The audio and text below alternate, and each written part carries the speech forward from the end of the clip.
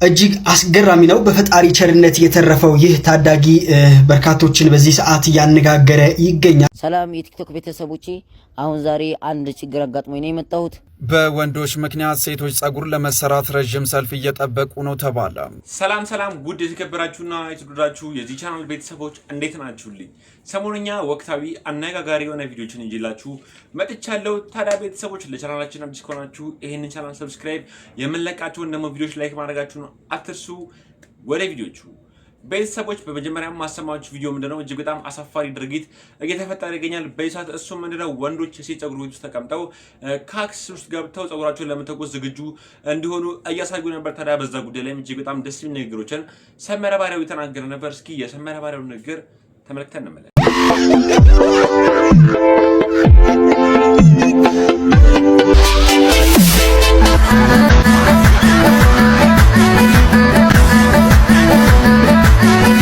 እኔ እኮ ምን ነው ግን የሚያስተምሯችሁ? እኔ እኮ ግራ የገባኝ ደግሞ እንደዚህ ደግሞ አላው። እኔ የምለው ስልጣኔ ማለት የጾታዊ ነገሩን መቀላቀል ይሆን እንዴ? ቀሚስም ለምን አታርጉም ታዲያ? ኖርማሊ በየየለት ልብሳችሁን ቀሚስ አርጉ። ይሄ በየወሩ የሚደረገውን ፓንትራ የሚለጥፈውን አርጉ። የተለያየ ነገር ለምን አታርጉ? ይቀር ወይ አንድ ፊቱን እኮ ምንድነው እየሆናችሁ ያላችሁት? ማንን ነው የምታዩት? እኔ እኮ ሞዴላችሁ ማን ነው እንደው በመድኃኒዓለም ምታዩት ማየው ነው ሞዴል አለ። ሞዴል አርቲስት የመጨረሻው አሁን አንቺ ማንሽ ሽብሬ ጌጤ እንትን አርገሽ እንደዚህ ምትወዛው የት ሀገር ነሽ? ኢትዮጵያስ እንደዚህ አይነት ካልቸር የለም። እንደዚህ አይነት አለባበስ የሚለብስ ወንድ የለም። የትኛው ብሔረሰብ አባል እንደዚህ አይነት እንደሚለብስ አላውቅም። እኔ ድምቅ ያለ ማለት ግጥም ያለ ቀሚስ አርጎ የሚገኝ የለም። ጸጉር ቤት በዚህ ብዙ ሰዎች ታብራሩታላችሁ። ራስን መጠበቅ ጉዳት የለውም ታያለሽ። ተመጫለሽ አንዷ ገና ለገና ያስመጣውት ኮስሞቲክስ እና የሆነ ምናምን ቅባት ይሸጥልኛል ብለሽ ድንጋይ እግር መፈግፈጊያ እናንተን ይሸጥልኛል ብለሽ አንቻው መተሽ ጀስቲፋይ ታደርጋለሽ። ወንድ ልጅሽ እንደዛ አርጎ ጥፍር ቀለም ተቀብቶና ጸጉሩ ተተኩስ ባይስትራ ምናምን ስትሬት ተሰርቶ ቢመጣ አባጁ አንቺ ነሽ። እንዴት ዝም ይላል? ማብሪስ ቢትሪያን ታልሽ በቃ አገባንም። የዛን ቀን ኃላፊነት መውሰድ ማለት ከትልልቆቹ ጀምራል። አበላሾቹ እናንተ ናችሁ። የሴቶች ጸጉር ቤት በወንድ እንደዚህ ክራውድድ ሆኖ ሲታይ ሹሩባ ልትሰሩ ጭን ስር ተቀምጣችሁ በየሰፈሩ እንደሚሰሩት ሰዎች ተኩስ ልትተኩስ ከዛ በኋላ ምንድነው ሮላችሁ? ማስኩሊን የሚባል ነገር እኮ አለ። ወንድ ነው በቃ ዞሮ የጸጉር ስታይልን ማልረዳ ሰውኛ እረዳለሁ። የጸጉር ስታይል ሰው ልጅ ወንድ ሆኖ ማስኩሊን ሆኖ ጸጉር ስታይላቸው ድሬድ ሎክ አቃለው ከዛም በፊት አቃለው ልታሳብቡ ነው። አጼ እንትና እንዲነበሩ ልትሩ ነው የሉም። አሁን አጼ እንትና አሉ ዙሪያችሁ የሉም። ካልቸር የሚቀያየር ነው፣ ማህበረሰብ የሚቀያየር እስከሚገባኝ ድረስ አሁን ባለነው ማህበረሰብ እንደዚህ አይነት የወንድ አይነት ስታይል የለም። እነዚህ ልጆች ታዳጊዎች ብትነግሯቸው ምን አለበት? ሴቶቹ ገርል ፍሬንዶቻቸው እና ጓደኞቻቸው አትነግሯቸው? ከወንድ ጋር መሆን አትፈልጉም? ሴቶቹ ማለት ሹሩቤ ከጌጤነሽ ጋር መሆን ምንድነው የሚጠቅማችሁ? እንዴት ነው የምትይው? አሁን ማለት ምንድነው የሚባለው? ማሪሃኒ ቤቢ የቷምኑ የነማን ምንድናችሁ እናንተ? አረ ያሳፍራል። ተወው እንግዲህ የላችሁ ወንድ ልጅ ቆፍጠን ነው ማለት ነው። የኢትዮጵያው እንደ ራሱ ካራክተር አለው፣ የኬንያው እንደ ራሱ ካራክተር አለው፣ የራሻው እንደ ራሱ ካራክተር አለው። የሚገለጽበታል፣ ማስኩሊኒቲ የሚገለጽበታል። ራሻ ሀገር አሉ ወንድ አይስቅም አሉ። ከሳቀ እንትን ነው አሉ፣ ደካማ ነው ፌዘኛ ነው የሚባለው። ቁምጭጭ ያለ ነው አሉ ራሻ። ኢትዮጵያ ውስጥ ነው ጋግርታም ልትባል ትችላለህ። ምሳሌ የራሻ ወንድ ዲፊኒሽን ሊሆን ይችላል። የኢትዮጵያ ወንድ ጸጉሩን ጥንቅቅ አድርጎ የተቆረጠ ሱሪውን ወገቡ ላይ ሸከፍ አድርጎ ያሰር ቆፍጠን ያለ አነጋገሩ ኮንፊደንስ ያለው በሰመሳት ቢሳሳት እንኳን በኮንፊደንስ የሚናገር ነው። እንደዚህ ማስኩሊን ሊደር ካራክተር ነው ያለው ወንድ በኢትዮጵያ ወንድ እሳቤ መሰረት። ጸጉር ቤት ሄዶ ጸጉሩን እየታጠበ በቢጎዲን እየተጠቀለለ የሚገመድና ቀሚስ ለብሶ በአደባባይ ማንንም ሳይፈራ የሚወዛወዝ ወንድ የላትም ኢትዮጵያ፣ ኖሯት አያውቅም። ከየት ነው የመጣችሁት እናንተ? ሰፈራ ወንድ አለ ቤታችሁ ፊገር አባት ምናምን የሚያሳድግ ረብ ምን ይላሉ? እንደሰማችሁት ነው ወንድማችን ሰመረ ባሪያው ሲናገር የነበረው ነገር እጅግ በጣም ደስ የሚል ነገር ነው። ምክንያቱም ግብረ ሰዶማዊነትን እንዳይቀድል እያላመዱን ይገኛሉ። ይሄ ነገር ማለት ለቀልድ ሊሆን ይችላል የተቀረጸው ይሄ ቪዲዮ፣ ግን በዚህ ውስጥ ትልቅ መልእክት እየተላለፈ እንደሆነ ሁላችንም ማሰብና መርሳት እንደሌለብን ማሳሰብ እፈልጋለሁ። እስኪ ደግሞ በቀጣይ አንድ ቪዲዮ ተመልክተን እንመለስ። በቀጣይ ደግሞ ቤተሰቦች ማሰማችሁ ቪዲዮ ምንድነው? አንድ ወንድማችን እጅግ በጣም በሚገርም ሁኔታ በአንድ ቀን ውስጥ ብቻ 7 ጊዜ ራሴን ለማጥፋት ሞክሬ ድንግል ማርያም ነች ህይወቴን ያተረፈችልኝ እያለ ነበር። እስኪ ኮሜንት ላይ ገብታችሁ እናንተም በድንግል አማረ ህይወት እያላችሁ ኮሜንት ላይ ሐሳባችሁ መጻፋችሁን አትርሱ። እስኪ ቪዲዮን ሰምተን በአንድ ቀን ማለት ነው 7 ራሴን ላጠፋ ተነስቻለሁ ብለህ ታምነኛለህ? 7 ጊዜ በማርያም አማረ ህይወቴ በድንግል አማረ ሕይወቴ ስጠራት ገብታልኝ ከቤቴ በድንግል አማረ ሕይወቴ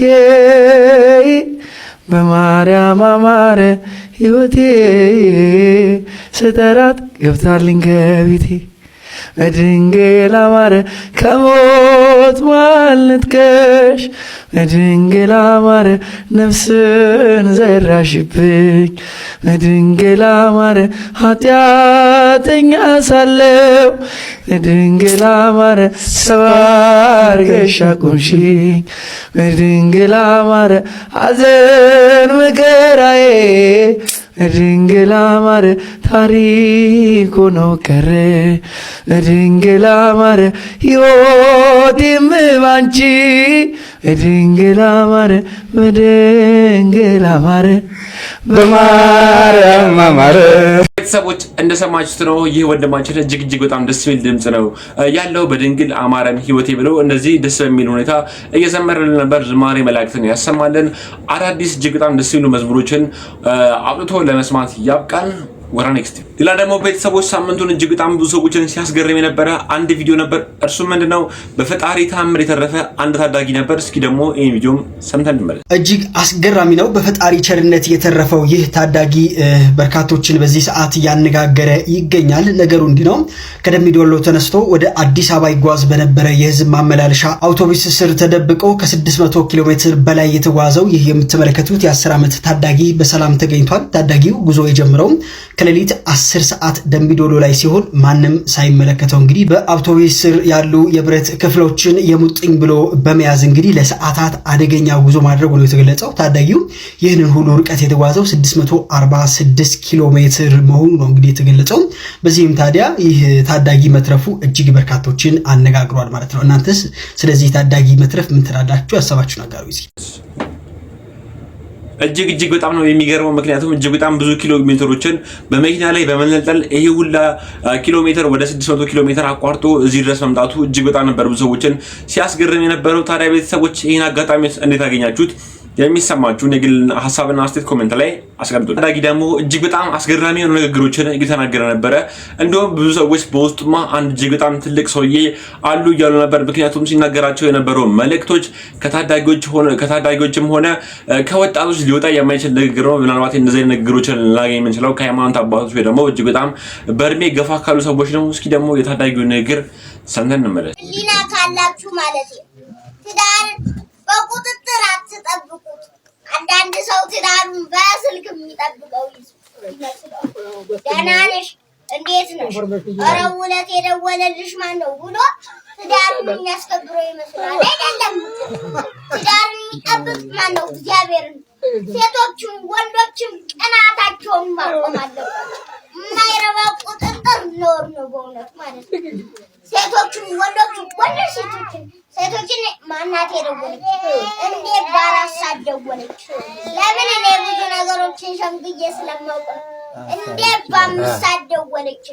ለምንድን ነው ከሷ ጋር ሻይ የምትጠጣ? ሰዎች ነገር ሁሉ ማለት ነው። እግዚአብሔር ካለ ጦርነትን የለያየውን ትዳር እግዚአብሔር ግጥም መልሶ መስመሩን ይሰራ በእውነቱ ማለት ነው። የሁላችሁም የፈረሰባችሁም ይሰራላችሁ ጊዜ ትዳር ክቡር ነው። ጊዜ ሲገጥም ጥሩ ባለ ትዳር ነው። ስደት ሲመጣ ምን አደርጋለሁ? አንተ ቀረ ሌላ ገባ ይባል ማጠበቅ መሰደድ መነኩሴ እኮ ለቁሙ እንደሚሰደድላት እናንተም ትሰደዳላችሁ ማለት ነው። ትዳር የተከበረ የክርስቶስ ምሳሌ ስለሆነ ይሰደዱለታል። እንደ ቆብ እንደ መንኩስና እንደ ቀሚስ ሰማዕትነት ይቀበሉለታል። ትዳር ትልቅ ነገር የቤተ ክርስቲያን ሰንሰለት ስለሆነ ለትዳሯ ተሰጥ ቤተሰቦች እጅግ በጣም ትልቅ ትምህርት እንደተማራችሁበት አልጠራጠርም። በተለይ ደግሞ ስለ ትዳር ሲናገር የነበረው ነገር እጅግ በጣም ነው የሚገርመው። ይሄ ታዳጊ እጅግ በጣም ታዳጊ ነው። አስቡት፣ ፍቅረኛ እንኳን ኑሮት አያውቅም፣ ግን ሲመክር የነበረው ስለ ትዳር ነው። እጅግ በጣም ብዙ ሰዎች ትዳር ውስጥ ገብተው ሳያውቁ ስለ ትዳር መምከሩ እጅግ በጣም ነበር ሲገርማቸው የነበረው። ታዲያ ይሄን ታዳጊ ቤተሰቦች እንዴት አገኛችሁት? እድሜና ጤና ይስጥ ብላችሁ መርቁት። እስኪ ደግሞ ሌላ ቪዲዮችን ሰምተን እንመለስ። ቤተሰቦች ጆን ዳንኤል ሰሞኑን እጅግ በጣም ብዙ ሰዎችን ያስደሰተ እንዲሁም ደግሞ እጅግ በጣም ብዙ ሰዎችን ያስገረመ ንግግሮችን እየተናገረ ነበር። እርሱ ምንድነው ኢትዮጵያ ውስጥ ትልቅ ካምፓኒ ያለ ኢትዮጵያ አየር መንገድ ይቅርታ አድርጉልኝ ብሎ ቆሞ ይቅርታ አድርጉልኝ ብሎ ይቅርታ ጥያቄም ይጠይቅ ነበር። በሌላ ደግሞ በእስር ቤት ውስጥ እጅግ በጣም ትልቅ ትምህርት ተምሬበታለሁ። በወጣትነት እድሜ በአፍላነት እድሜ ያጠፋቸው ጥፋቶች ከዚህ በኋላ እንዳላጠፋ ትልቅ ትምህርት ሆኖኛል ብሎ እጅግ በጣም ደስ የሚል ንግግሮችን የተናገረ ነበር። እጅግ በጣም ደስ የሚል አጋጣሚ በእስር ቤት ውስጥ እንዳጋጠመው የተናገረ ነበር። ልጅ ተወልዶልኝ ያሳለፍኩት ቀን እጅግ በጣም ነበር የማረሰው ብሎም እጅግ በጣም ደስ የሚል ንግግሮችን እየተናገረ ነበር። እስኪ ደግሞ የጆን ዳንኤል ንግግርን ሰምተን በጣም የተደሰትኩበት ቀን ደግሞ ማረሚያ ቤት ውስጥ ሆኜ ነው። ልጄ የተወለደ ቀን እና ማታ ሌሊቱን አልተኛውም ነበር። በቃ ላይክ በጣም ስቃዥ ነበር ምናምን በቃ እዛ ጠዋት መተው በሰላም ተገላግላለች ሲሉኝ ላይክ የሚገርም ደስታ ነው የተሰማኝ። ጭንቀቴን ሲያዩ ስለነበረ በቃ ሴሌብሬት ማድረግ ጀመረ። ሁሉም ሰው ስንጨፍር ነበር ቤት ውስጥ። ዋው! ስለዚህ ሊዮ የሚለው ስም የወጣው ራሱ ያን ይመስለኛል። አዎ። ስም አዘጋጅተህ ነበር የጠበቅከው? አዎ። ሊዮ እኮ ወደ ሊዮኔል ሜሲም ይሄዳል። አዎ። አይደል? በብዙ ነገር ማለት ነው። ምን የተለየ ጓደኛ ፈራህ? ያው እስር ቤት ውስጥ ላይክ ከብዙ አይነት ሰዎች ጋር ታሰሪያለሁ። አባቶች አሉ፣ ትልልቅ የሃይማኖት አባቶች፣ በጣም የተማሩ ሰዎች አሉ። ሁላችንም አንድ ቤት ውስጥ ነው የምንኖረውና አንድ ቤት ውስጥ ስንኖር ደግሞ ላይክ እንደ ቤተሰብ ነው እዛ የምንኖረው እንደ ፋሚሊ። አሁን እናት አባት ጋር ስንኖር ወንድማማች ሆነ እንዴት ነው ቤት ውስጥ የምትሆነው? እንደዛ ነው የምንሆነው። እንደ አባት የምናያቸው ሰዎች አሉ፣ የምናከብራቸው። እንደ ወንድም ደግሞ የምንቀላልዳቸው አሉ። እንደ ታናሽ ደግሞ የምንመክራቸው የምንገዛቸው ልጆች አሉና ቤት ውስጥ እንደ ቤተሰብ ነበር የምንኖረው። አሁን ካልበላው ራሱ ሳልበላ ልተኛ ካልኩኝ እንዲህ ሳበላ ምናምን ብሎ እኔ ጋር ወጣትነት ልጅ መኖር እጅግ በጣም ነው ደስ የሚለው። ጆን ዳንኤል ሲናገር የነበራቸው ነገሮች እጅግ በጣም ነው ደስ የሚለው። በተለይ ደግሞ ለኛ ለወጣቶች ትላልቅ መልእክቶችን እያስተላለፈ ነበረ። በአፍላነት እድሜያችን ምናልባት ደግሞ ወጣትነት አጥቅቶን የማይሆን ነገር ውስጥ መግባት እንደሌለብን እጅግ በጣም ትልቅ መልእክቶችን እያስተላለፈ ነበር። ታዲያ የጆን ዳንኤል ንግግር እንዴት አገኛችሁት? የሚሰማችሁን ሐሳብና አስተያየት ኮሜንት ላይ ያስቀምጡልን። ወደ ኔክስት ቪዲዮ ተስጦ ነው የተለያየ ንግግሮችን እየተናገረ ነበረ። እጅግ በጣም በኮንፊደንስ መድረክ እንዴት አድርጎ መምራት እንደሚችል እየተናገረ ነበር። ደስ የሚል ግጥሞችንም እያስተላለፈ ነበረ። እስኪ ደግሞ በቅዳሜ ከሰዓት ኢቢኤስ ቴሌቪዥን ላይ እጅግ በጣም ደስ የሚል ፕሮግራም እየተላለፈ ነበር። እስኪ ደግሞ ይሄን ቪዲዮም ሰምተን እንመለስ። የመጀመሪያው ታለንት። እሺ አመሰግናለሁ። እንግዲህ ለመላው ለኢትዮጵያ ሕዝብ ፍቅር፣ ሰላም፣ ተስፋ፣ ምቾት፣ ድሎት፣ ደስታ፣ ፌሽታ፣ ጤንነት፣ ደህንነት፣ መግባባት፣ በረከት፣ ቸርነት፣ ደግነት ይግባ ከቤታችሁ ይውጣ ጭንቀታችሁ ይላለው። አሜን አሜን አሜን አሜን አሜን አሜን። ስሜ ጆቫኒ ወይ ሞላልኝ ለወደደው ማር ለጠለው ኮሶ ካልደረሱበት አይነካም ደርሶ ተብሎ የተገጠመልኝ ስራዬ ኤምሲ ወይ ማስተር ኦፍ ሴሪሞኒ የሰርግ አሟቂ አድማቂ የመድረክ አስተዋዋቂ ማህበረሰብን አንቂ ነኝ። እንደምታዩኝ ብላክ ከለር ጅም ላቨር የሰርጉ ማጣፈጫ ክኖር ኢቨንት ኦርጋናይዘር አይ ዶንት ፎርጌት ፎሬቨር ዌልካም ቱ ቱጌዘር ማይ ፓሽኔት ፕሮፌሽኒስት ቲቸር ያልኩኝ ኮራ ቀብረር በእናት በሀገሬ በሃይማኖቴ በርስቴ የማልደራደር ሰውን የማከብር የማምን በፍቅር ያለኝ ብራይት ፊውቸር ነኝ። እንግዲህ ሁሉም ሰው ቢጸየፍ ሙስና፣ ሌብነት፣ ስርቆትና ሐሜት፣ ተንኮልና ክፋት ሁላችን ብንቆም ለሀገር አንድነት የምን መሰደር ነው የምን ዲቪ መሙላት የምን የበራሴ የምን ያሳራት እባክህ ፈጣሪ ኢትዮጵያን ባርካት በምረት ጎብኛት ያላንተ ማን አላት እያልኩኝ በመቀጠል ወረድ ያለው ሪዙ በፊቱ ተፈልጎ አይገኝ ባልንጀርነቱ ሂካንስ ኤቭሪቲንግ ሂካንስ ኤብልቱ እንዴት ነው ጆቫኒ ዘረ መኳንንቱ የተባለው። እንግዲህ ሐዘናችሁ ርቆ ደስታችሁ ደምቆ ጥርሳችሁ ስቆ ነገራችሁ አልቆ ቤታችሁ አሸብርቆ ኑሯችሁ ተራቆ ይስጣችሁ መርቆ ይስጣችሁ መራርቆ አቦ አሜን አሜን አሜን አሜን። እሺ አሁን ማቀርብላችሁ ግጥም የዶክተር በድሉ አቅጅራ ፍካት ናፋቂዎች ከሚለው ነው ማቀርብላችሁ። ከዛ ላይ ተወሰደ። መልካም በተረት ተረት ድርጎ መሞገትን ባትወድም እኔ ካንተ መልስሻለሁ መቼም ላንተ ወሬ ገድም አስጠብቦ አያስጨንቅም ከጀርባ ላብ አያፈልቅም መልስ ቢጠየፍ ሊናፍ የዘኝነትን ወዶ ከአባትህ የስልጣኔ ሀሁ አቦጊዳ ተወላግዶ ቢሆንም ያለው ቅሉ የአባትህን አጽም አስታመ በአባት ብርሃን ጨልመ በስልጣኔው ሰይጥነ ቢሆንም ያለው ቅሉ አበው መጠየቅ አይከብድም አሉ። እስኪ ልጠይቀ ያንተ ማን ነው አባትህ? ያ ስልጣኔን ቀድሞ የማለደ በማይነቅስ ግዙፍ ግብሩ አዲስ ብርሃን የቀደደ ያ ባየር በሬ የምታየውን ታምር ባልተጸነሰ ቴክኖሎጂ የማይጠፋ ቅርስ ያኖረ ያ የላሊበላ መቅደስ ፈልፋይ የአክሱም ሐውልት ጠራቢ የፋሲል ግንብን ገንቢ የጣና ደብሮችን ደባሪ ያ ስልጣኔ ቀድሞ የማለደ ትጉ ወራሽ በማጣቱ ቦዩ በመገደቡ ጉዞ በመገታቱ የሱ ሞት ረፍት አይደለም አንተን ሲወልድ ነው መቱ መቼም መጠየቅ ሞት ነው ድካሙን አትመርምረው የላሊበላን ድንጋይ እንዴት እንደቦረቦረው የአክሱምን ግግር አለት እንዴት እንደጠረበው የጣናን የዝዋይን ደብር እንዴት እንደደበረው ድካሙን አትመርምረው ይልቅ ደገፍ ብለ ፎቶ ተነስ ግድግዳ ላይ ስቀለው አየውት ብለ ታወራለህ በቪዲዮ ቅረጸው ላንተ የሚበጅ ያ ነው እንዴት ሰራው ካልክማ በጥያቄ ከተጠበብክ አሰራሉን ካሰላሰልክ በሊና ተወለጀልክ እኔስ ምን ሰራው ካልክማ ከሊና ማትስማማ ታምር ነው ካልክ ይበቃል ማን ባርምሞ ይታዘባል አባት እንደው ሙቷል አድጎ በአምሳል እስክትቃኘው ልጅ እንኳን ቢጠይቅ ላሊበላ በምን ተሰራ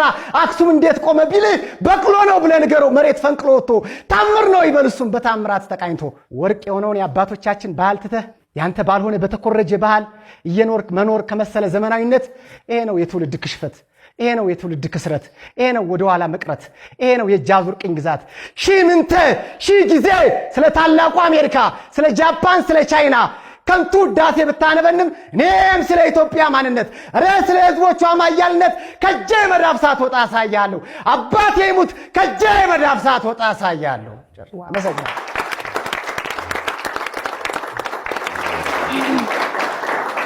ሁሌ ጆቫኒ ሲመጣ እንደዚህ ነው ባለፈውም የአድዋ ጊዜ ነበር የመጣውና በባዶ እግሩ በጣም ደስ የሚል በቃ የሆነ ወኔ የሚያጋባ ነገር ነበርና ዛሬም ደግሞ ከመግቢያው ጀምሮ የገባበት መንገድ ከዛ ደግሞ የራሱ ግጥም ድምጹ ምናምን በቃ ሁሉም ሰው ከሱ ጋር ነበር በጣም የፈለገም ያልፈለገም ቢኖር ራሱ ይፈልጋል ግን አንዳንድ ሰዎች አሉ በቃ አንድ ሆኖ ብዙ አንተ ማለት ነው አንተ እውነት ብዙ በቃ ጸጊ ደግሞ ያው ሁሌም እንደምናውቀው በጣም የሚመስጣት ነገር ሲኖር እንዲህ ብላ ነው የምታዳምጠው መሬት ያይሽ ነው ሙሉ እንደዛ ነው ጨረሽው ሶ ይሄ ሁሉ የሚነግረን ምንድነው እንደተባለው ቀልብ ሰብሳቢ ነው ይሄ የሚወጣና የሚወርድ ድምጽ በጣም ደስ ይላል ከናልባሳቱ ደግሞ ቢሆን ሌላ ዓለም ነው እና ስለ ኢትዮጵያዊነት የሚያቀነቅን ነው የውጭውና ወደ ውጭ ብቻ ማየት ብቻ ሳይሆን ኢትዮጵያ ላይ ሰዎች እንዴት አገኛችሁት እጅግ በጣም ብዙ የቴሌቪዥን ጣቢያዎች ኢትዮጵያ ውስጥ አሉ ምናልባት ደግሞ አንዳቸው ጣቢያ ውስጥ ገብቶ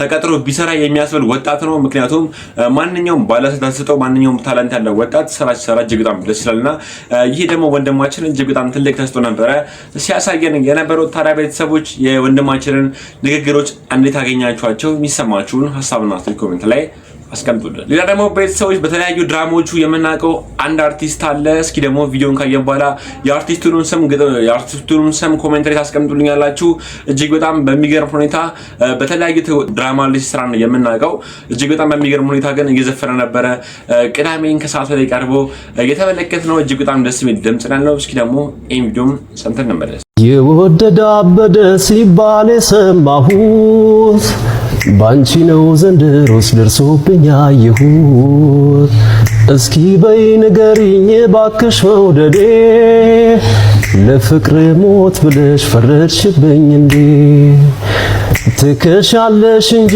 ባይሆን ትጠቁሪያለሽ ማን ወዶ እንደኖረ አንቺስ ትቀሪያለሽ ሰዎች የተለያዩ ፊልሞች ደራሲና እጅግ በጣም ደስ የሚሉ ፊልሞችን የሰራው ተዋናይ እጅግ በጣም በሚገርም ሁኔታ እንደዚህ እየዘፈነ ነበር ታዲያ ድምጹ እጅግ በጣም ነበር ደስ ነው እጅግ በጣም ብዙ ሰዎችም መስከረም አበራና ይሄ ወንድማችን ዘፈን መስፈን አለባቸው ትንሽ ከፊልሙ ወጣ ብለው ያሉ ሐሳብና አስተያየታቸውን እየተናገሩ ነበር ታዲያ እንዴት አገኛችኋቸው እስኪ ደግሞ እናንተ ሐሳባችሁን ኮሜንት ላይ አስቀምጡልን ቪዲዮ ምንድነው አንድ አባታችን እጅግ በጣም ደስ የሚል ንግግሮችን ስለ ትዳር እየተናገሩ ነበር እስኪ ደግሞ ይሄ ቪዲዮ ሰምተን እንመለስ የሴት ልጅ አባት አንድ እውነት ልንገር አንድ የመረረ እውነት ማለት ነው ልጅህን ወድሃታል እወድሻለሁ የኔ ውድ በላት የማንንም መጥቶ እወድሻለሁ ብሎ ይዟት ከመሄድብ የኔ ውድ በጣም ታምሪያለሽ በጣም ነው የምወድሽ ጀግና ሴት ነሽ በቃ ሴት ልጅ አዎ በደም ዴይ እንደናይት የምር ደግሞ በጣም ነው የምወዳችሁ በጣም ቆንጆ ነሽ ቆንጆ ናቸው በጣም ቆንጆ ናቸው እናታቸው ቆንጆ ስለሆነች በጣም ቆንጆ ናቸው ከዛ ውጪ ያለ እውነታ ምንድነው በመንፈሳዊ መንገድ ነው ማሳየታቸው በአላህ መንገድ ማለት ነው ለምሳሌ እኔ እንደ ሙስሊም ልጅ አሁን 13 ዓመት ሊሞላት ነው ማንንም ወንድ አትጨብጥም ኃጢያት መሆኑን ካሁኑ ነግራታለሁ ያን ኢሞሽን ለምን ትለኛለሽ ባባ ያን ኢሞሽን ነግራታለሁ ቁጭ ብዬ እንደዚህ ይሆናል ሲሄድ እንደዚህ ይሆናል 13 ዓመት ማለት እኮ አንዲት ልጅ ደርሳለች በ13 ዓመት ልጅ 6 ሚሊዮን አካውንቷ ውስጥ አለ። እዚህ ጋር እየባለገች ያለችው ያው የኔ ልጅ ናት ማለት ነው። አይታ እድሜያቸው እኮ ነው። ስለዚህ እውነታውን መንገር ትምህርት ቤት ውስጥ ፕራይቬት ኦርጋኒዜሽን ማንም እንዳይነካ ገባሽ? ሰላትሽ ላይ በርቺ። ነገ ጥሩ ባል የምታገኘው ዛሬ በፈጣሪ መንገድ ላይ ጥሩ ስትሆኝ ነገ የተሻለ ሴት ነሽ። በቃ ዝንጥ ያልሽ ቅብርር ያልሽ ሴት ነሽ። አዎ አንዳንድ ጊዜ ጸጉሯን ስትሰራ ሂዱ እናታችሁን አመስግኑ፣ ሹሩባችሁን በጣም አሳምራል፣ ሂጂ በመስተዋት ምክንያቱም እኔ ከረጅም ጊዜ በኋላ ተምሬ ሪሌሽንሺፕን ከተማርኩ ላይፍ ኮችን ከተማርኩ በኋላ ነው ይሄን ነገር ያገኘሁት። ነገር ግን ፕሌስ እባካችሁ አባቶች የሴት ልጅን እወድሻለሁ ማለት የትኛውን ማርክ ነው የሚያስቀንስብህ? በቃ ቅፍ አድርገህ የመጀመሪያ የሴት ልጅ ፍቅር የአባት ፍቅር ነው። ብርቅ አይሆንባት ብርቅ መጥቶ አይደለም አይ ላቭ ዩን ከሰማች ሃኒ ስዊቲ ካለ ኧረ አባት የሚለኛል ሰው ምንድን ነው የፈለግከው ነው ቀጥሎ ያለው ጥያቄ። አይደለም ሰምተው የማያውቁ ልጆች ወርቅ ይገዛላትና ጊፍት ነው ብሎ ሰጥቶ ልጅቷን ይዞ ይሄዳል። ወርቅ ኢዝ ማቴሪያል፣ አንቺ ግን ከማቴሪያል በላይ ነሽ። ቤተሰቦች እንደሰማችሁት ነው። እጅግ በጣም ትልቅ ትምህርት እናገኛችሁበት አልጠራጠረም። ከዚህ ቪዲዮ የ3 ልጆች እናት ነኝ። ዛሬ የህይወቴን መንገድ በሚቀይር ከባድ ውሳኔ ጫፍ ላይ ቆሜያለሁ። የትኛውን መንገድ መምረጥ እንዳለብኝ ግራ ገብቶኛልና ምናልባት ከናንተ አንድ መላ አገኝ ይሆናል ብዬ ነው የምጽፈው። ታሪኩ እንዲህ ነው። ከዓመታት በፊት ባለቤቴ ለስራ ወደ ውጭ ሀገር ሲሄድ የሶስተኛ ልጃችንን ጽንስ በሆዴ ይዤ ነበር የሸኘሁት። ህይወታችን የተሻለ እንዲሆን የሄደው ጉዞ የቤተሰባችንን መሰረት ያናጋ ክስተት መነሻ ይሆናል ብዬ አስቤም አላውቅም። እሱ ከሄደ ከጥቂት ጊዜ በኋላ ከማግባቴ በፊት የነበረኝ ፍቅረኛ በቴሌግራም የሰርጋችንን ፎቶ ልኮ መልካም ጋብቻ አለኝ። ከዚያም ወሬ ተጀመረ። ስለ ድሮ ዘመን እንዴት እንዋደድ እንደነበር አስታወስ። እኔም በጊዜ ወደው እንደነበር ነገርኩት። እሱም እንዲሁ። ሁለታችንም አግብተን ወልደን የራሳችንን ህይወት እየኖርን ስለነበር ያለፈውን ነገር ከማስታወስ የዘለለ ምንም ነገር አልነበረም። ችግሩ ባለቤቴ የቴሌግራም አካውንቴን ይከታተል ስለነበር የተጻጻፍነውን ሁሉንም ነገር አየው። ያኔ ቤቴ ውስጥ የነጎደው ነጎድጓድ ከባድ ነበር። ተጣልተንም አለቀስኩ፣ ለመንኩት። ፈልጌው አይደለም ድንገት የተፈጠረ ነገር ነው ብዬ ተማጸንኩት። በመጨረሻ ይቅር ያለኝ መሰለኝና ህይወታችንን ቀጠል። እኔም ልጁን ወዲያውኑ ብሎክ አደረግኩት። የርቀት ፍቅራችን ዓመትን አስቆጠረ። እኔም ሆንኩ ልጆቼ ምንም ጎሎብን አያውቅም። በየወሩ ያለማቋረጥ ገንዘብ ይልክልናል። ያኔ ባስቀይመውም ምንም አይነት የገንዘብ እገዛ አላቋረጠብኝም ነበር። ከዓመት በኋላ የመኖሪያ ፈቃድ እንዳገኘ ሲነግረኝ የናፍቆት ዘመን አብቅቶ ቤተሰባችን የሚሰባሰብ መስሎኝ ልቤ በደስታ ዘለለች። ደስታዬ ግን ብዙም አልቆየም። ወረቀቱን በእጁ እንዳስገባ እስከዛሬ የቻልኩሽ ለዚህ ነበር፣ የኔና ያንቺ ነገር ከዚህ በኋላ አብቅቷል አለኝ። ዓለም በላይ ላይ የፈረሰች መሰለኝ። ነገር ግን እኔንም ልጆቼንም እንደሚወስደንና እዚያ ደርሰን የሚያስፈልገንን ሁሉ አሟልተን እሱ ግን ከኛ ጋር እንደማይኖር ነገረኝ። ለ4 ዓመታት አለቀስኩ፣ ለመንኩት። ይህን ሁሉ ጊዜ በጽናት የጠበቅኩ እኔ ነኝ እያልኩ ተማጸንኩት። እሱ ግን አይሆንም ማለቱን ቀጠለ። እኔም ተስፋዬን በፈጣሪ ላይ ጥዬ በሚልክልኝ ገንዘብ ልጆቼን እያሳደግኩ በትዕግስት መጠበቅ ጀመርኩ። በድንገት ከ4 ዓመታት በኋላ ሁሉም ነገር ተቀየረ። የመሄዳችን ሂደት በፍጥነት መንቀሳቀስ ጀመረ።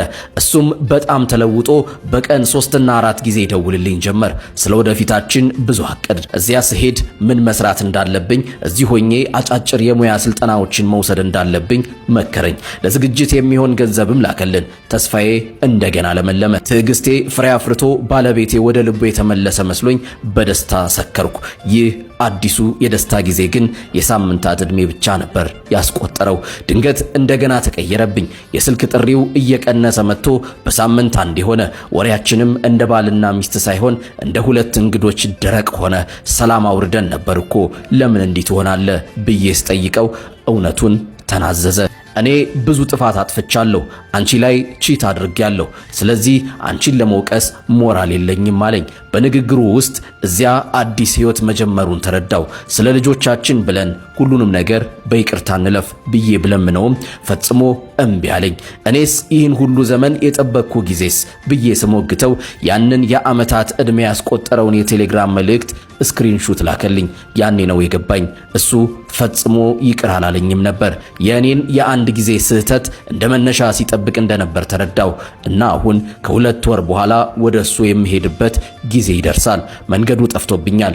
3 ልጆቼን ይዤ ወደማላውቀው ሀገር ልቡ ከኔ ጋር ወዳልሆነና ከኛ ጋር መኖር ወደማይፈልግ ሰው ልሂድ ሄጄስ የሚጠብቀኝን ነገር ልጋፈጥ ወይስ እዚሁ ሀገሬ ከቤተሰቦቼ ጋር ሆኜ ልጆቼን ያለ አባት ላሳድጋቸው?